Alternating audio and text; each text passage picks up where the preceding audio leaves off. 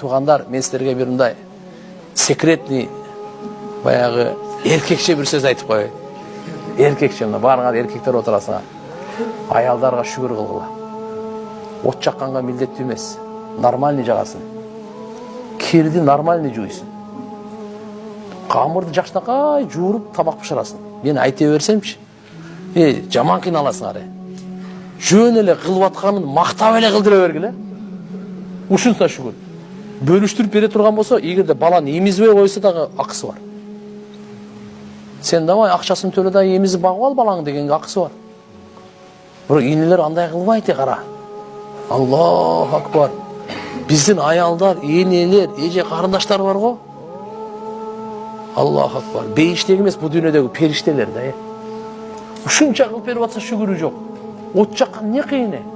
Ушынша баланы төлеп беріп атады, аны қарап, түйшіп, бөлішіп қойса ортадан мұхаббат болады. Сенің денсаулығыңда да қимылдап, отыр. Андай болмайды. Андай емес. Түсінікті бе? Аялының мойнында не міндет?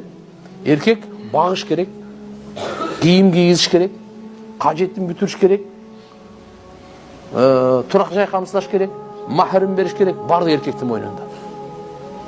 Болды. Төшектағы өзің саласың, алса мен жатқанға да ошаға шүгір қылсын. Туған бұл мұндай зұлымдық болмайды.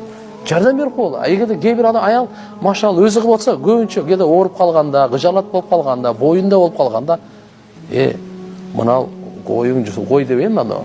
Бе жосы ұйым бойында болсачы, таң аты шақты қарайсың. Оқтау Тұрау?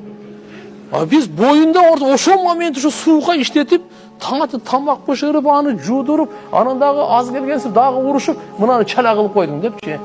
Андай болмайды. Бұл шындығында зұлымдық та бұл. Ал өзен емес, қайненесі, қайнежесі барды әлі меніп алғандай. Андай болмайды. Мен бұл шариятымызда ашық айтып қоймын, мындай болмайды тақсыр. Пайғамбарымыз айтқан, Фатиманы енемізді тұрмыстан шығарып атқанда, Фатима, сен Әлінің үйіне қызматшы болып бармайсың деген. Қаныша болып барасың деген. Сені бағат, сені кигізет, сені ішіртет, сені қарайды. Бірақ Фатима енеміздер андайлы емемеселе, нағыл емеселе. Шарапатты аялдар қызматпенен игілікке жеткен.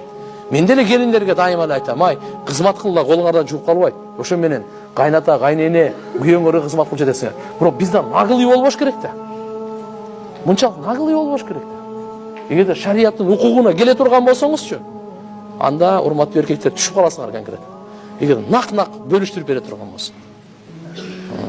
Бирок машалла, қызмат қылып атқанда шүгір қылайын да.